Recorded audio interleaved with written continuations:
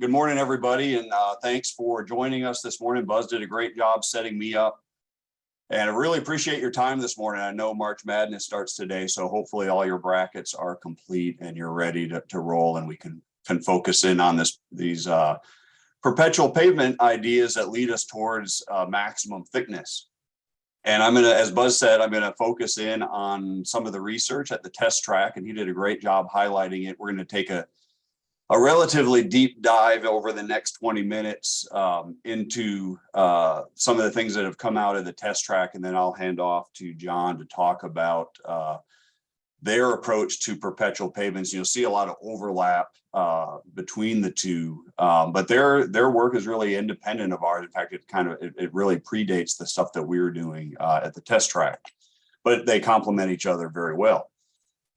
So to get things started here, we just want to set the stage on pavement thickness design. And some of you are extremely knowledgeable in this area, looking at the list of our attendees. But I just want to make sure we're all thinking about this in the same light for the context, or for what I'm going to get into. If we think about thickness design before the 1950s, it was really experience-based. There weren't any well-established national standards for conducting pavement thickness design. And then, of course, we had the AASHTO road tests, and that led to the development of empirical methods, and what many states have used for years and years. Alabama continues to use the AASHTO 93 design guide, which was basically developed in the 1960s, and that method has been really adopted across the globe. And in the 1980s, we had the initial movement towards mechanistic empirical methods. Marshall Thompson at University of Illinois was instrumental in this, one of the early NCHRP projects that really set the stage for ME design. But the computational power wasn't quite there yet for us to be able to do ME design.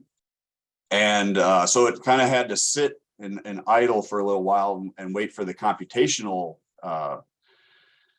power to catch up to the ideas behind or supporting ME design. In the 1990s, we had really the big push to get into mechanistic empirical design. We called it the MEPDG, the NCHRP project that led to the MEPDG, which is now the AASHTO Pavement ME.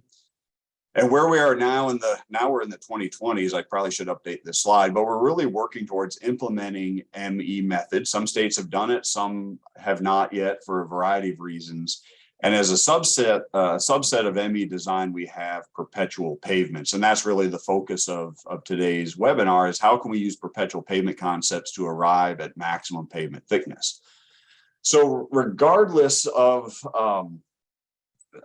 the method that we use, and whether it's empirical or mechanistic empirical, the goal of any pavement design is to optimize the thickness for the prevailing conditions, traffic, environment, all those performance expectations, all those various conditions.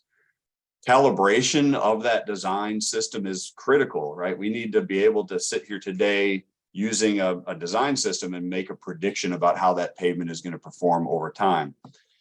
And regardless, over that whole evolution of pavement thickness design I just went through, regardless of the methodology, most of them do not check for a maximum pavement thickness.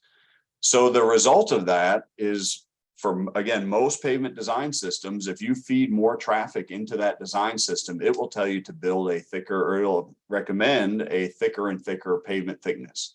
And you can arrive at some pavements that look like this. This was actually a pavement that we had some research going on in China back in the mid 2000s, where a new expressway was built, and for their extremely heavy trucks, we ended up with a 20-inch, this core is about 20 inches thick. And so some of you may seem extremely thick. I can tell you that in our state here in Alabama, we have some interstate sections that have thicknesses of AC that are in that range. And we know that they likely are probably too thick, as you would guess, for our traffic conditions. So just as an example of that it doesn't check for example, the AASHTO 93 system doesn't check for maximum thickness. If we just take a simple example and just have a fixed set of conditions and just increase the traffic, that's what's going on in the horizontal axis here.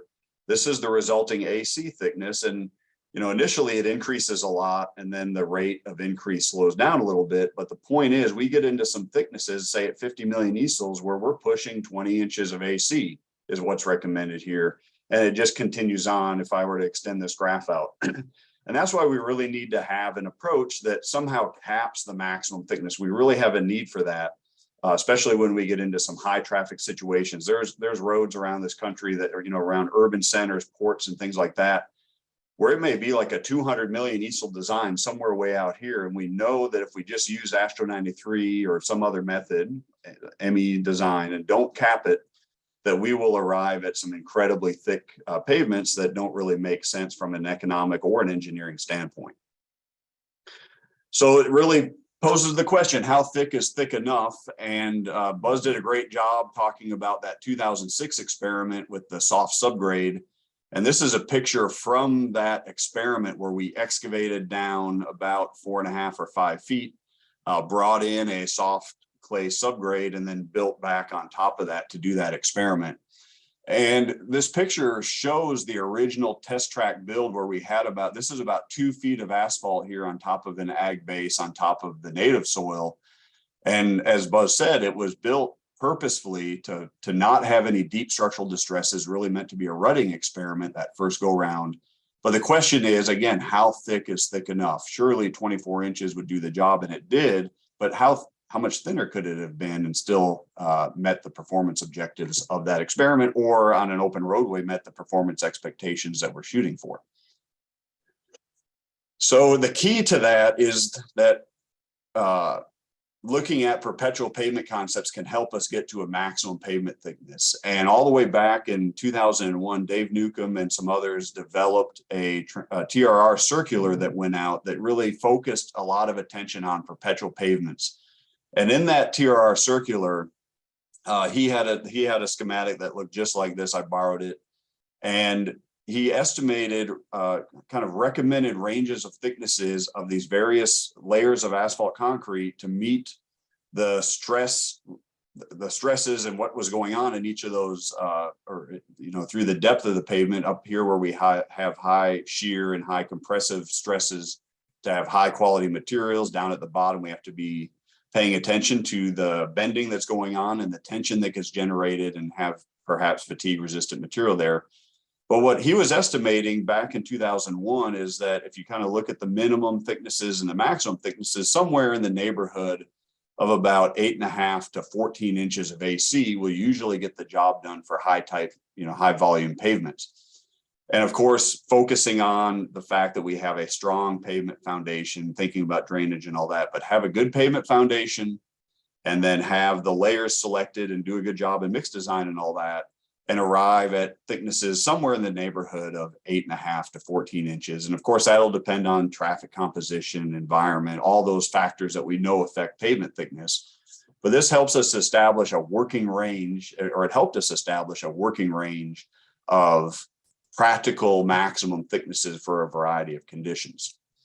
So if we think about mechanistic empirical pavement design, we think about establishing the layer thicknesses. We have to make a guess at what the layer thicknesses are, simulate load events on the pavement surface, predict how much strain we see at the bottom of the AC as a predictor for fatigue cracking, and then make a computation of how much vertical compressive strain, for example, we see down in the subgrade as a predictor for how much rutting we see. And there's a lot more details with ME design, of course, but that's just a kind of a very surface level overview of how ME design works.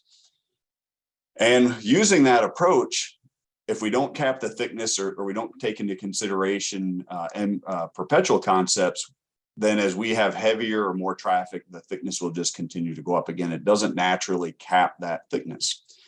But if we introduce these perpetual pavement concepts and we recognize that once we get to a certain thickness, there will not be enough strain at the bottom of the AC to initiate and propagate cracks, then we know that it is thick enough.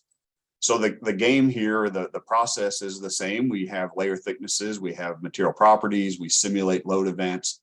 And now we need to know not just what the strain is, but how strong is that material, or what is the endurance limit of that material? And then we design the thicknesses such that we keep the actual strain below the endurance limit. And if we do that, we will not initiate and propagate cracks. And likewise, down in the subgrade, if we keep it below an endurance limit, we will not have rutting occur or deep structural rutting occur. So that's really our goal with, or what we're shooting for within perpetual pavement design. So then a big question is, well, what is this endurance limit? And there's various ways to come up with that. And the way that's been done for years and years is to do a bending beam fatigue test and run it at high strain levels. And some of you are familiar with this, where you can establish a transfer function and where we simply apply a stress, compute a strain, and then count the number of cycles to failure. And this has been done since the 1960s, lots and lots of studies out there. And what was typically done is we would then just fit a curve to that data and say, okay, that's our transfer function. That's what we would use for ME design. But if you run a test with low enough strain, what you'll find is that you reach a lower limit below which you will not crack that beam. And that is what we call the endurance limit. And in fact, it reaches this asymptote. And when it does that, we can then declare that value, whatever that lower value, that minimum value is, as the endurance limit. And there's many definitions of the endurance limit, but the one that I like is that it's a threshold response below which damage does not occur. And I purposefully chose 100 here. Most researchers agree that for most mixes, that is a lower bound. In other words, it's a conservative value to use if you're doing perpetual design. Prior to this 100, a number that many people, and I think John will talk about this during his part of the webinar, is 70 microstrain is an even more conservative value. And with more modern mixes that we have now, this number has been pushed up just a little bit. So in reality, though, a pavement doesn't just have one strain that's applied to it. It has a whole distribution of strains in the field. And that's what this graph is showing from a number of different test sections at our test track, going all the way back to the original, one original section in 2000, some 2003 sections, and those built in 06. And this graph is showing a range of strain levels. So there's a cumulative distribution, so cumulative percentile. So up here is the maximum, down here is the minimum, and then in terms of percentile, and then we have this range of strain values. So for example, if we look at the 50th percentile, this is the average strain that these sections experience. And at first, this just looks like a jumble of curves, all these different sections, they have different materials, different thicknesses, and so on. But what was really interesting when we started looking at sections that had bottom-up cracking versus those that did not, is that everything on or to the left of that blue curve where it says no fatigue, every one of those sections did not experience bottom-up fatigue cracking. Everything on or to the right of this red curve did. And that tells us that we could perhaps start designing perpetual pavements or looking for a maximum thickness on the basis of this curve being an upper bound for the amount of strain it can withstand. I should also point out that the curve that I have here, when Buzz was talking about those 9-inch sections from the 2003 test track, they're basically sitting here at this blue curve. And this original section that's 2 feet of asphalt, it actually almost looks like tick marks on the vertical axis here. This is the 2 feet of asphalt, the strain, we just have almost no strain. The difference from here, from this blue curve to this curve is about, what, 15 inches difference. We got essentially the same performance between these two pavement sections. And again, that just naturally brings us to this idea of a maximum pavement thickness. 9 inches would have gotten the job done, even though we built it 24 inches thick way back in the original test track. So this was research from the test track. So it's one climate, one set of trucks, and so on. And what we wanted to do was see if these concepts would apply to a wider range of test sections. And so we did a study. Dr. Nam Tran at NCAT and I and a few other folks gathered some data from Perpetual Pavement Award winners from around the country. And that's what these represent: different cross sections, different materials, different climates. These were all on interstate pavements. And we had thicknesses ranging from a maximum of about 21.5 inches in Iowa, a minimum of about 7 1/4, 7.5 inches in Montana, but all of them were at least 35 years old and met the perpetual pavement criteria, meaning they didn't have deep structural distresses. We simulated all these sections, compared it to the criteria that we got from the test track, and lo and behold, every one of them was to the left of this to the criteria that I was just explaining. The one that came closest was Montana, that thinnest section here. The one that was furthest away was the Iowa section, the one that was thickest, and then we had everything in between. But this for us validated using this idea moving forward in terms of coming up with pavement thicknesses, that we had old existing pavements that met that criteria. The other part of this is this or trying to control the vertical strain through the cross section to prevent deep structural rutting. We've done a lot less research in that area. But if you read the literature, what you find is that about 200 microstrain seems to be a reasonable number to use at the 50th percentile. So keep it below 200 microstrain.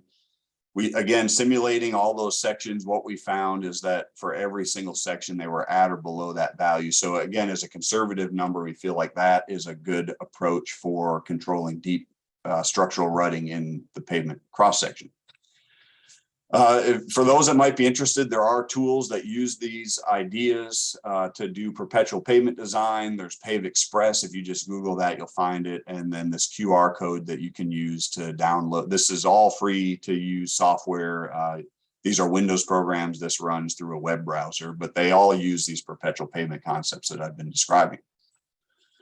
So once you kind of get to a point where you feel like the criteria work and that has been well validated, then you can get into some what if scenarios and think about how can you put these ideas in the hands of designers to come up with maximum pavement thickness. And these are a couple of tables that that again, Dr. Tran and I put together back in 2015, looking at different aggregate base thicknesses, different subgrade soil support conditions, base modulus, and so on, and different climate conditions. And if you look over here, the range of thicknesses, they range from about 8 to about 15.5 inches, which is right in the range of what Dave Newcomb and his co-authors put together back in 2001 as part of that TRR circular. If we go to 10 inches, the thickness comes down a little bit in terms of AC thickness. That's what this last column is. So here we were about 8 to 15.5. Here we're about 6.5 to 14.5. And again, the point of this is that it gives us a working range. Every design is going to be different, but it gives you an idea of what the range of maximum thickness is. It's not 22 inches for most conditions, right? It's going to be something in this, 8 to 14 inch range, what we've seen over and over and over again. So in terms of design tools, we could have tables like this.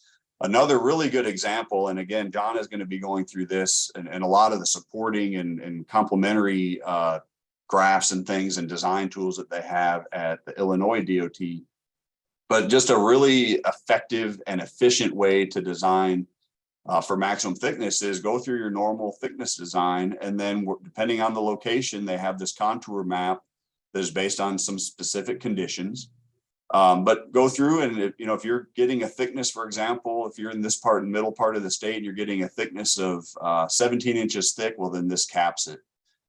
And you're not over designing the pavement. You're being more efficient. You're optimizing the pavement cross section to not have excess thickness there. You can spread your dollars further rather than deeper. So the way this hybrid approach is for some agencies is to have a hybrid system. So you have your conventional pavement cross section that you can develop, and then you have the maximum thickness that comes out of perpetual pavement concepts. And when you put those two together, you then kind of have this curve where it goes up to a point, and then you get to a certain point where that additional thickness doesn't really get you anything from an engineering perspective, and maybe more importantly, from an economic perspective. Again, those dollars could be spread further, more miles rather than deeper with more inches. So to wrap up my portion here, most modern, and I say most because there are some, Illinois is a great example. Most modern pavement thickness design systems don't have a check for maximum pavement thickness. We're at a point where perpetual pavement concepts are proven. We have over 160 pavements across the US that have been identified and certified as being perpetual. We know these concepts work and they can be used to generate maximum pavement thickness. If we use it in conjunction with conventional design, they can give us very efficient pavement sections that don't over design the pavement. And I think this last point is really important. Some of these design systems can be very complicated, require a lot of input, but having designer friendly deployment is really important. And things like the contour map that I showed, from Illinois or other approaches that just have a very efficient way to check the maximum thickness, even if it is maybe a little bit conservative, can be really effective at making sure we're not over designing the pavement. And just a couple of references here to the couple of the two sources that I mentioned. And that's it for me. And I'm going to hand off to John for his portion.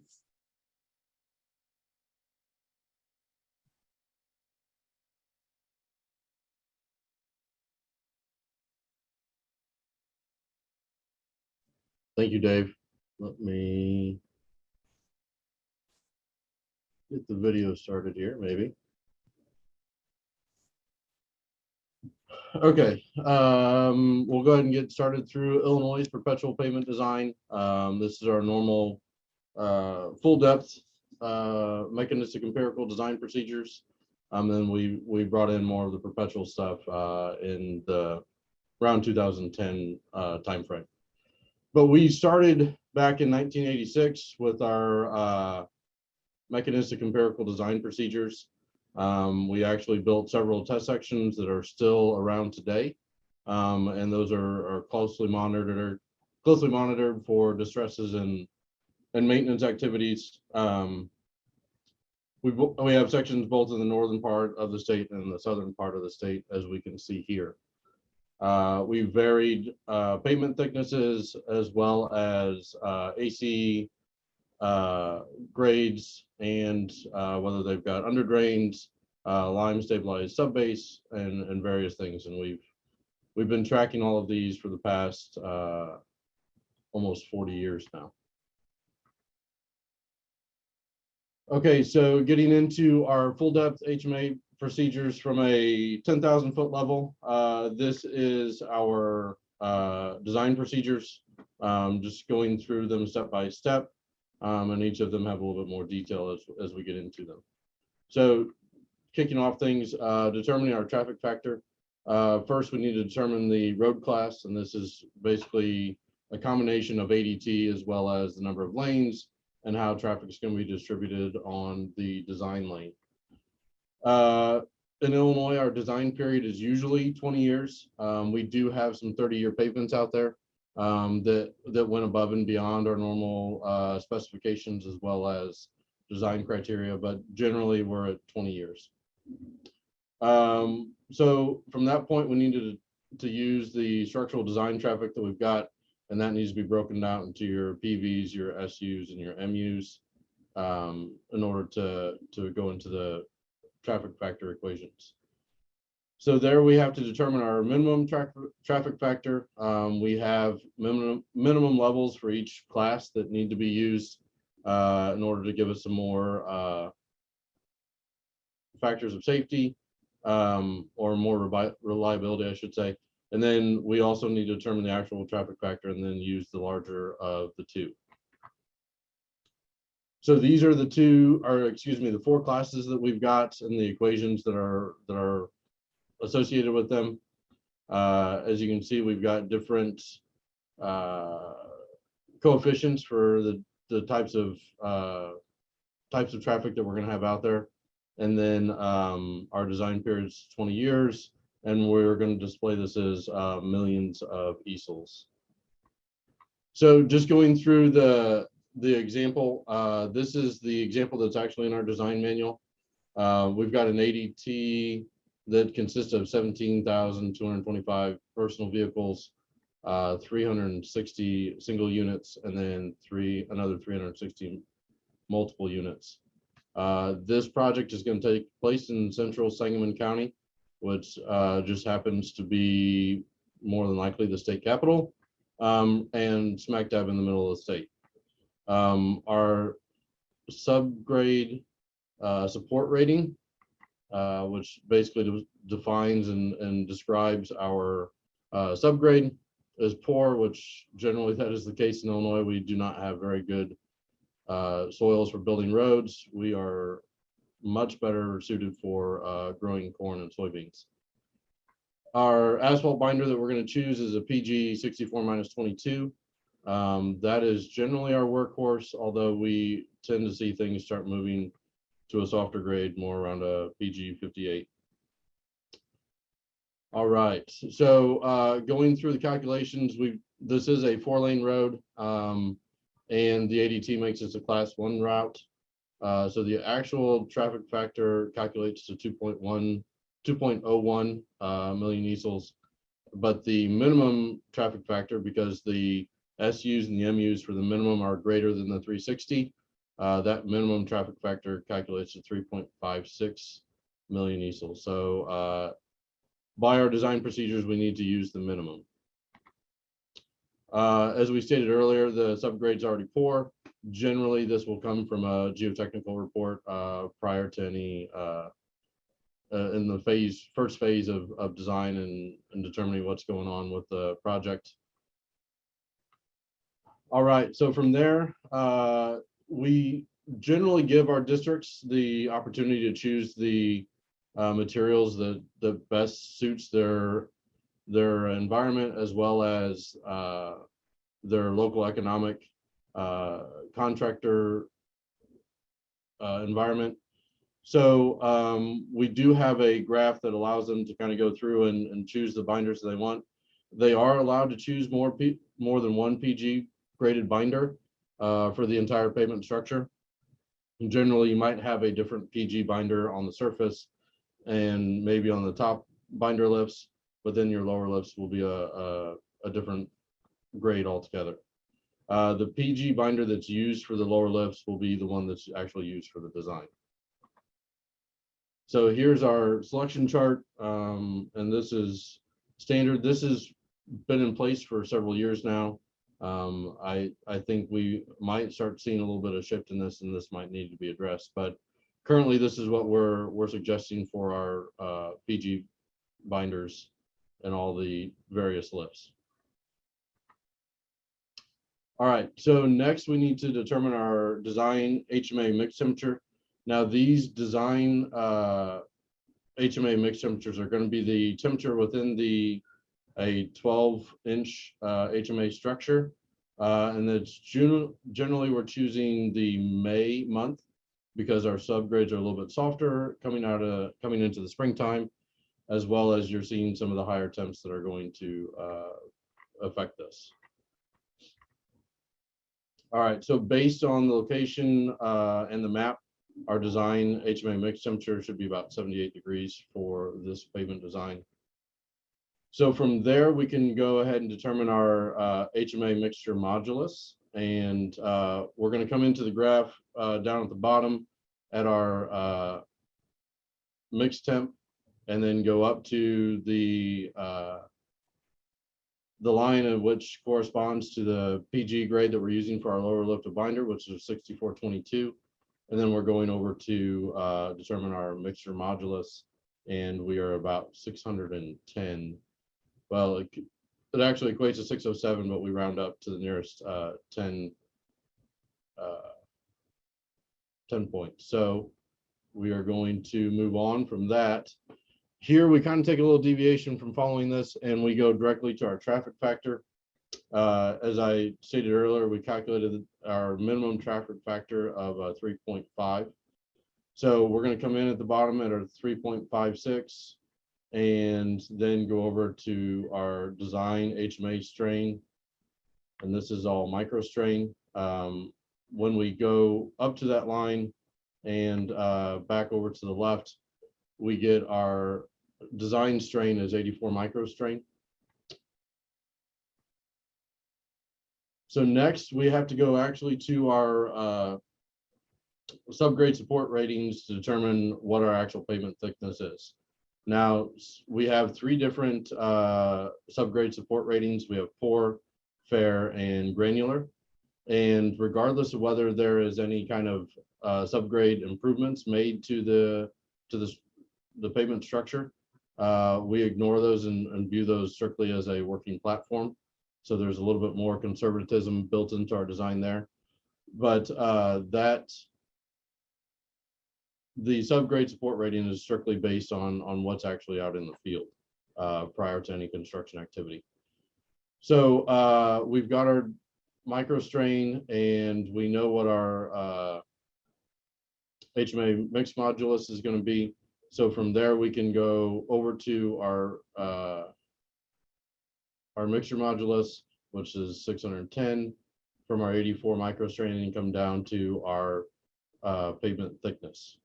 And we always round up to the nearest 1/4 inch. So in this case, we have 10 3/4 inches of our total pavement thickness. So these are just look at some of the other graphs for the various other subgrade support ratings. We have a fair subgrade here, and then here's our granular. So in 2009, 2010, Dr. Marshall Thompson, as well as some of his other researchers, started looking at limiting strain criterion or fatigue endurance limit. And we ended up implementing this shortly after this research project was done. But in a standard design procedure, as traffic increases, so does the pavement thickness. And then just like Dr. Dave Tim was talking about, how thick is too thick? So we started digging into this and eventually implemented our limiting strain criterion to determine our maximum pavement thickness. That limiting strain criteria is about 70 microstrain in Illinois currently, and we'll kind of revisit that here in a little bit. But one of the quotes that we got and that was valid for our use in this, or basically our implementation of this, is a level of strain below which there is no cumulative damage over the indefinite number of load cycles. And that came from NCHRP report 646. So going back to our limiting strain criterion design, we've got some inputs that are that need to be kept in mind when looking at this.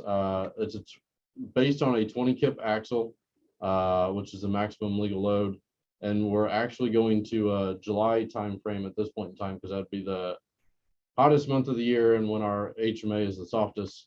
We did actually put in the conservatism, and we're using a 2000 KSI subgrade, which basically equates to our 4 SSR rating. And then again, there's our 70 microstrain. That is becoming a new topic of debate here in Illinois. Professor Thompson does believe that we are a little too conservative with 70 microstrain and is looking at moving it up closer towards 90 or 100, like Professor Tim mentioned earlier. So in order to use this criterion, we've got some additional requirements that are in the specifications, as well as the pavement structure and the actual construction of it. So the surface lift must be 2 inches, and that's the same for all of our full depth pavements. But especially in order to make this work, we need a 2-inch surface lift. An SMA surface, of course, is encouraged, but not required. During construction, we need positive dust control, as well as a material transfer device in order to make sure we don't have any segregation. And then extensions on the auger and the paver, as well as tack coats on all the lifts. But we need a polymer tack in the top 2 lifts in order to get that extra bond and that extra strength there. Then our joint construction, echelon paving or full width paving is recommended. If this is not possible due to other circumstances, the use of longitudinal joint sealant at the construction joint is required.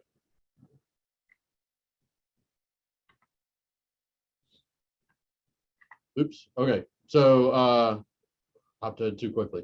So going back to our location, we're in central Illinois again, or central Sangamon County. And that would bring us to a limiting strain, our maximum thickness of 15 3/4 of an inch, which is greater than our design HMA of 10 3/4. So we get to stick with our original design. We have not reached our maximum yet, in which would exceed the 70 microstrain. So going on from that, the last part of our mix design process would be determining the aggregates used in the in the surface in order to make sure that we've got adequate friction for the route described. We had about 18,000 ADT, so that puts us in a D mixture for us.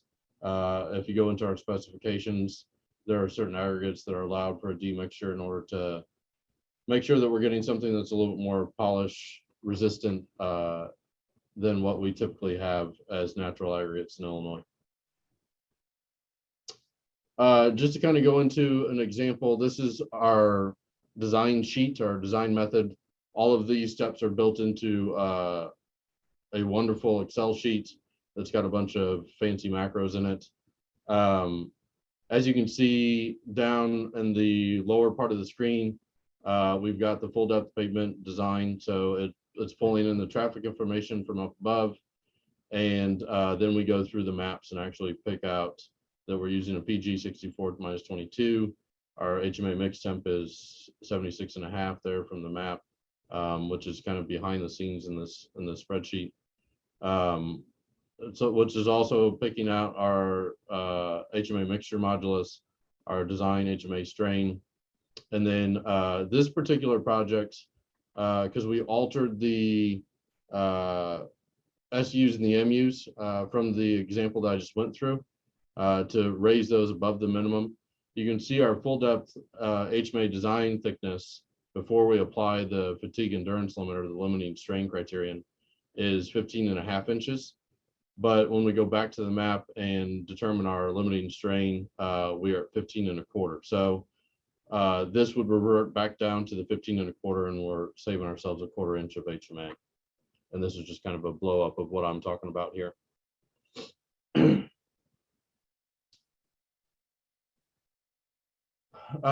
Illinois is also a big proponent, and we've rubblized a lot of our old PCC pavements and covered them up with a full depth HMA pavement and built it right on top of the rubblized PCC.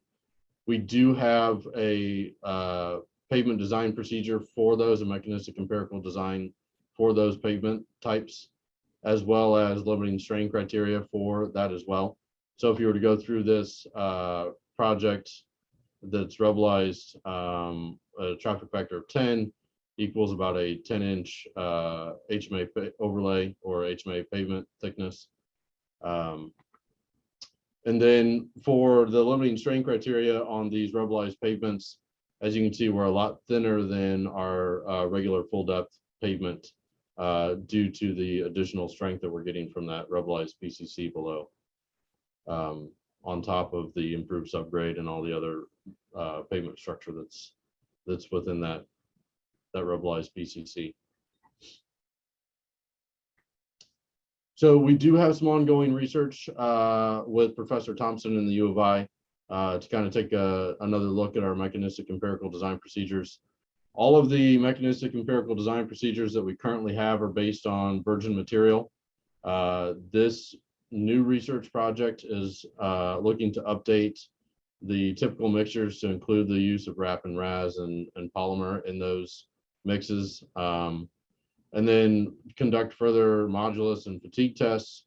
And then, like I said, mentioned earlier, investigate the fatigue endurance limit and determine if 70 microstrain is too conservative, or we need to and move it up to about 90 or 100 microstrain. So that's all that I've got on my presentation, and now you guys can all design pavements in Illinois. So I will hand it over to Buzz, and we can go from there.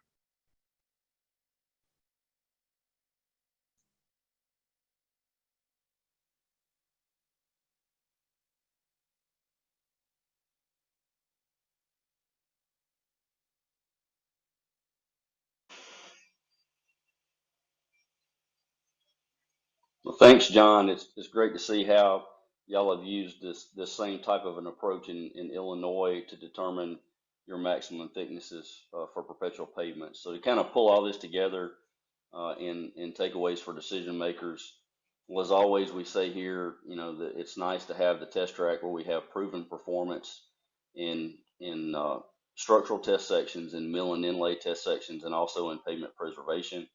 And of course, with perpetual pavements, this very much falls into the structural bucket of research that we do here. But then we also do mill and inlay and preservation on our perpetual pavements as well. So it's kind of nice to pull all that stuff together.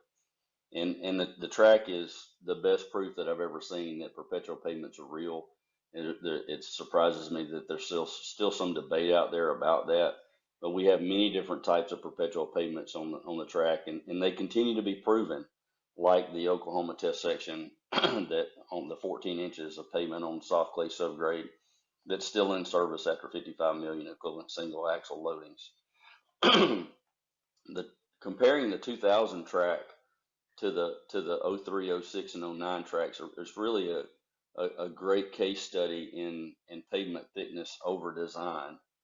And I'm comparing 24 inches in 2000 to 9 inches in 03 and 06, where 15 inches of additional asphalt didn't really change the outcome. We had a perpetual structure with 9 inches of asphalt with the high level of quality control that we had, and it that extra 15 inches could have been invested somewhere else. So there are maximum thickness rules of thumb that can be used to account for varying conditions on your roadways. That difference between 9 and 24, that 9-inch perpetual pavement, as Dave said, is for our base and for our subgrade. And that's going to be different for different roadways. For example, where 10 inches was not adequate on the soft clay subgrade. So the rules of thumb that Dave and his research team have come up with make it really, really nice. And the same thing's true with John with the different conditions that they have in Illinois and the approach that they use. So it's really great when we see that these principles are actually being utilized by state agencies in different jurisdictions. So we appreciate John being here to share with us what they do in Illinois in this area. This subject is critically important because designs using maximum thickness values save funds for other projects. The difference between 9 inches and 24 inches, all that asphalt could have been put on other roadways, could have been invested in infrastructure in other ways. And so we're very excited when we can prove these concepts that create real value for state agencies, because as we always say, as a last bullet point, it's really all about safe and sustainable asphalt pavement at the lowest possible life cycle cost. And perpetual pavements is a very, very important feature in that topic. So if you want to follow up with any of us, these are all of our email addresses, Travis and mine, and Dave Tim's and John Singer's. And we appreciate John being here with the team. Appreciate Dave Tim coming back to bat again, because he's a frequent guest here in the monthly implementation webinars. We always training in your pocket product. These are really good short videos. They're very entertaining. They're not excessively long. They provide just the right amount of content. And if you have, especially with new employees that are coming into our world, this is a great way to expose them to different aspects of our work in the lab and out in the field. So great job with that, Travis. And you can find that just by Googling it, and then you can subscribe to the YouTube. And then finally, I'm going to end up here with this slide and pass back off to Travis for question and answer.